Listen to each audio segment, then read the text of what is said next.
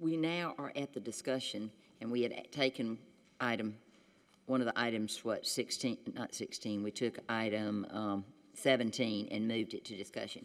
I think I would like to entertain a friendly motion that we move those to the next meeting.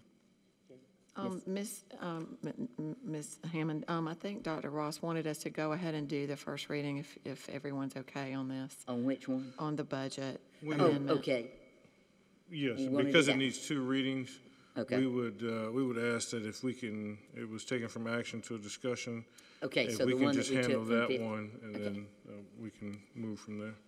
So at this time, Ms. Rolls, would you like to do the 2021-2022 General Fund Budget Amendment? Okay, I got you. And then the others, Ms. Huddle, will be okay. Okay, and you'll make that motion. Okay. Go ahead. Okay. I did want to make a comment. The reason that it was on the action agenda is I was just doing what had previously been done with one. It was never a two-reading situation before, so that was the reason it was on the action agenda. We can go through this really quickly. I just put these slides on here to remind you where we were on June 14th. This is the same slide that we looked at on that night when the budget was approved. We were waiting on information from the General Assembly. We still did not have final numbers for the 21-22 budget. There were still some unknowns as far as the employer health insurance cost. We did load service and supply budgets at a lesser than 100% allocation, which is what we were talking about earlier, the reason the percentages were higher.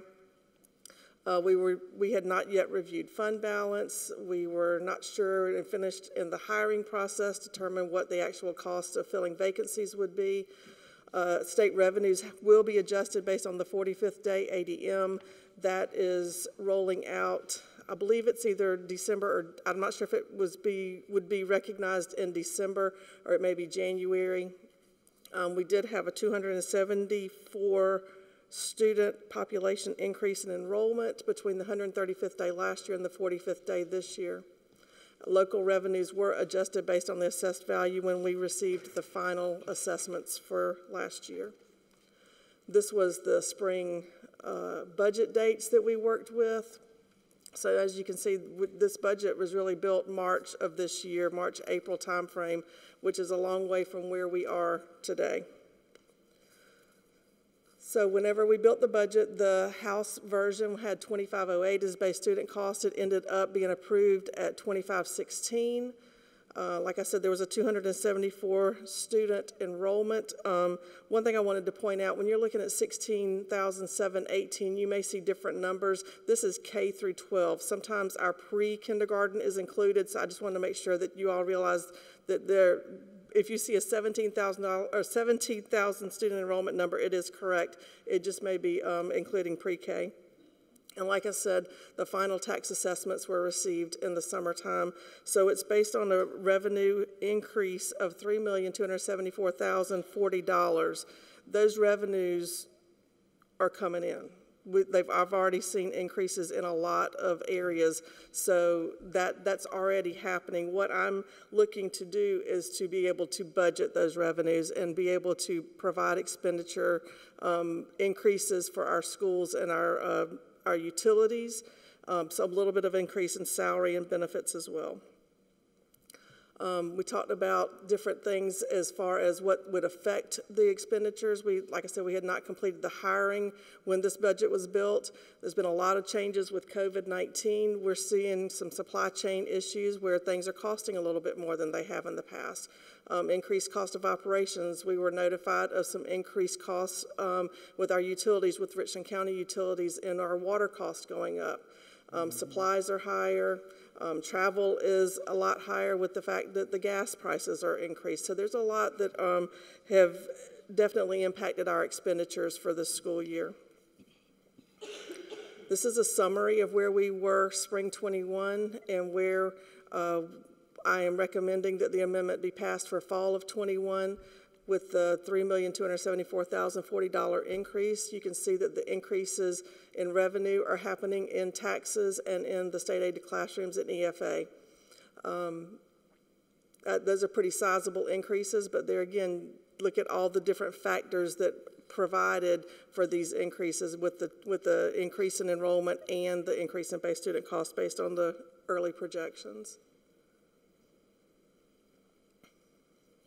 And this is where the $3 million will be applied to the expenditure side. Increase in the salaries, that's, it's based on hiring. You may have a teacher that left that makes $40,000 and you bring one in that it's going to cost $60,000. It happens both ways, but there is a little bit of an increased need in our salaries, salary section, and then the increase in contractual services, that is putting some additional funding in the subcategory because we did fund it at a much lower level in order to balance the budget with the knowledge we would be coming back with an amendment in mid-year. Also the increase in utilities. The supplies and materials, that's given the balance of the funding to the schools with the increase in enrollment and fully funding their allocation. And this will provide for a balanced budget with the projected revenues equaling the projected expenditures for the 2021-2022 school year. And this was the recommendation that based on the 45-day enrollment that it would be approved as the amendment, but I'll be happy to answer any questions. I have one. Mr. Lovelace. The other objects increased approximately a third of that $3,200,000, right? Yes, sir. Okay, so first of all, what are, well, they didn't, no, they didn't, I'm sorry. The total amount was a third of it. But, so that was about 12% increase on other objects. What are those? Other objects is a lot of different pieces. There are, one thing that's in it is student field trips would be in there.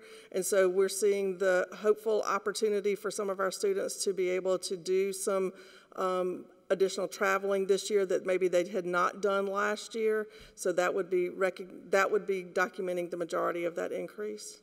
And why did fringe benefits go down? Yeah, it seems like that would go up.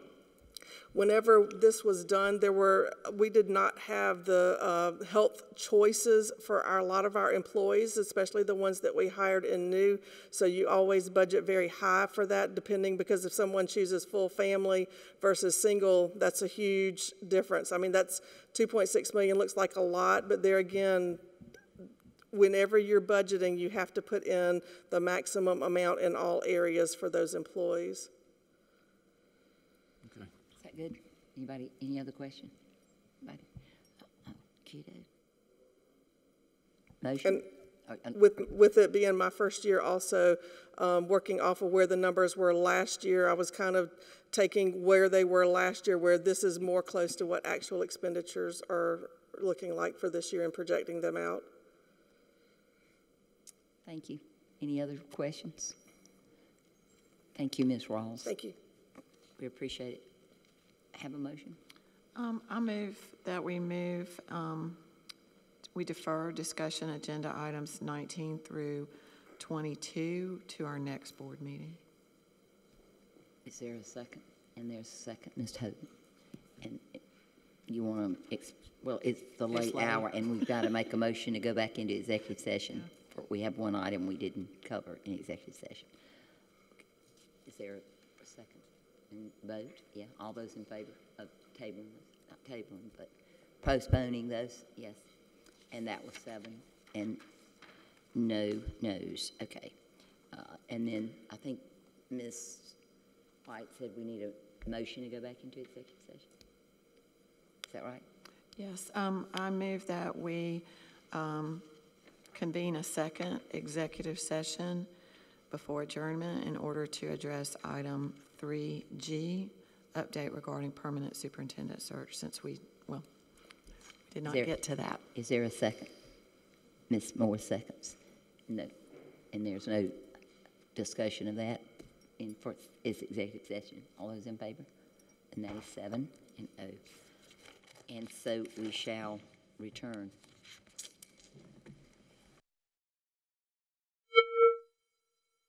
Mr. Hogan. I've got a motion I'd like to Make the motion that we adjourn. Is there a second? I There's second. more seconds. No, seeing no discussion, all those in favor of adjournment? And that is 5, and there's no one else to oppose.